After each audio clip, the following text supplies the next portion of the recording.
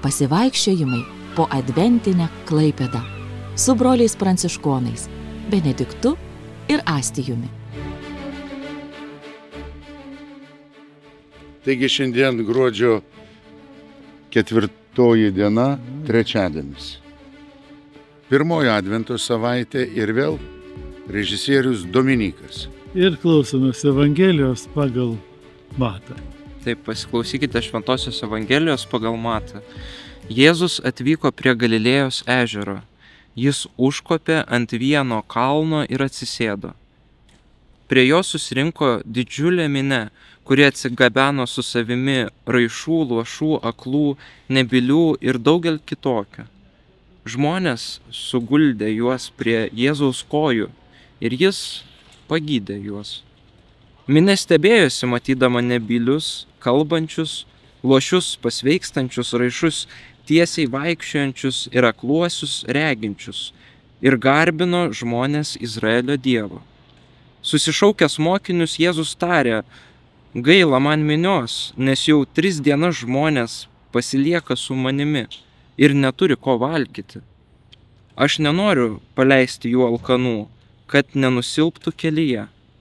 Mokiniai jam atsakė: iš kur mums imti dykumoje tiek duonos, kad galėtume pasotinti šitokią minią? Jėzus paklausė: kiek turite duonos? Jie atsakė: 7 kepaliukus ir kelias žuveles. Jėzus liepė žmonėms susėsti ant žemės. Tada paėmė 7 duonos kepaliukus ir žuvis, sukalbėjo padėkos maldą, laužė ir davė mokiniams, o mokiniai žmonėms. Ir visi pavalgė, prisisotino ir surinko likusius gabalėlius, iš viso 7 pilnas pintines. Girdėjote Viešpaties žodį. Šlovė tau, Kristau. Dievo žodis tikrai mus stebina. Ir kai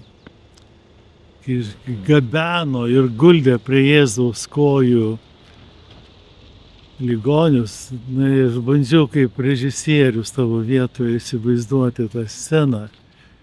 Jinai turėjo būti ypatingai, tokia dramatiška, nes, dabar tos greitosios važiuoja ambulansai ir taip toliau. O nais laikais, kai draugai neša ant pečių, neštuvose savo tos ligonius pas Jėzų, prie Jėzaus kojų.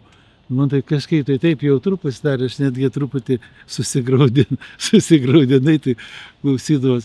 Bet ir tą pačiu, pasidžiaugiau, tas tekstas mums perduoda, tų žmonių pasitikėjimų Jėzumi. Jie juo pasitikėjo ne vien tik tai kaip gydytojų, kuris turi galią, stebuklingą galią išgydyti, ne fizinę traumą, fizinę kažkokią tai lygą, bet jie jau jautė, kad Jėzus yra kažkas tai daugiau, ar ne? Kad jis iš jo trykšta vidinė galia, vidinė ugnis, kuris sudegina mūsų negalės, mūsų nuodėmes. Ir ta vidinė Jėzaus galia yra meilė. Ir meilėje viskas taip kažkaip tai susidėlioja savo vietas. Ir tas pats reiškia mums pamoka apie duonos padauginimą. Tokia minia. Jėzus sako: gaila minios.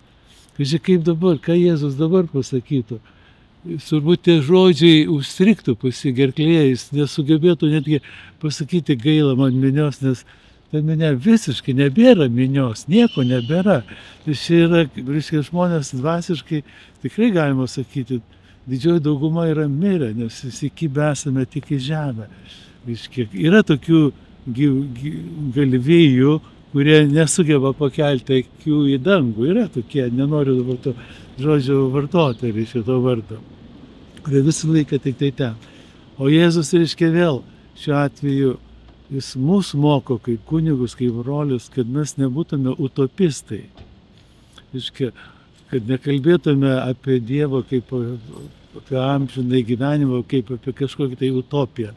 Ir tas pavyzdys, tas duonos padauginimas yra, reiškia, labai vilties ženklas, kad tu turi dirbti su ta medžiaga, kurią turi. O tai yra, kiek ten kepaliukų, 7 buvo kepaliukai duonos, ar ne? Reiškia, tu turi sugebėti, reiškia, iš jų padaryti stebuklą.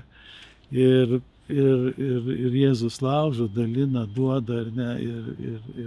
Nu tai man kažkaip tai labai, labai tinkama, ne tema, šios dienos tema. Nežinau, ką tu sugalvoji. Gaila man minios, jau tas gailestis, po to žodžiai ištarti yra po tų visų pagydymų.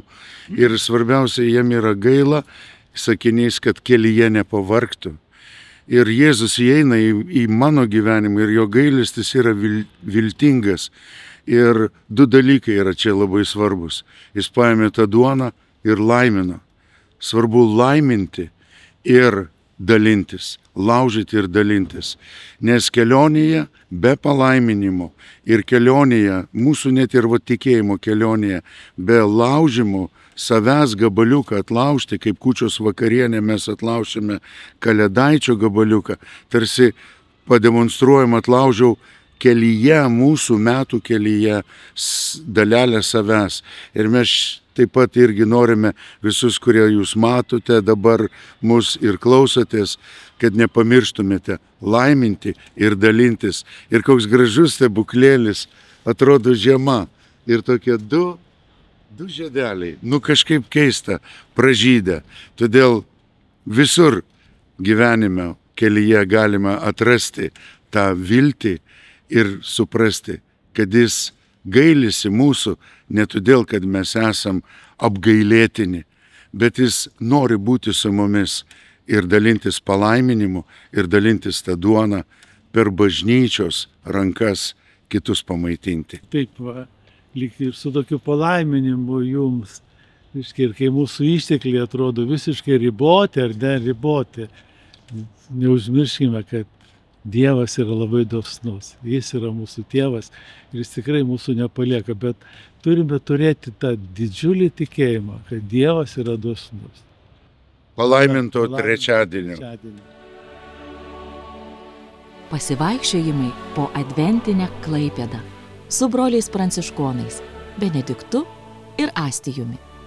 Jeigu šis pokalbis praturtino jūsų mintis ir sielą, prisidėkite prie mūsų kelionės. Sekite mus, spauskite patinka, komentuokite, dalinkite su artimaisiais, kad kartu kurtume vilties bendruomenę.